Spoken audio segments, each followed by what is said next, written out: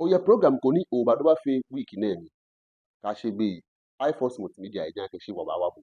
Ke ba la ke she o ta lo fe o wedding, o party, engagement, adori. Alo oye music video ko do o ta oni wo sha wa habu.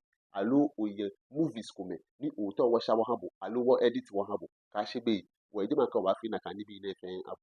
Ke o ba iForce Multimedia no ni yo mi dia ke alo mi she ni yo mi dia ke o book wo ake wo ba sha o video ke habu ni jo party, o wedding, engagement ke no ni channel che fe ke won sha o video ha bo o ba fi free photo shoot nke ha bo no so an ke ehia ni o ba ta o ko ni ba sha o pictures yan bo e ja ke won fi video ke ha bo won ha bo free photo shoot pictures ni ke wo gbe na le hu o ba ha bo pen drive ni o video ko pictures e fe ye no o ba fi wooden frame pictures hu ke ha bo na be le o ba print o pictures e ha bo ka no e pa na ka o ba bo bonus printed WhatsApp pictures nínú ẹ o ba ye no share no ke kwa fi o status Kane bana shika o ta wo ise ba twa wo na mes ne no ni gi 0245686884 0245686884 twa wo koni o ke wo anajala kane bana keke ake iForce Multimedia wo ke quality works and nothing more. Nyara don.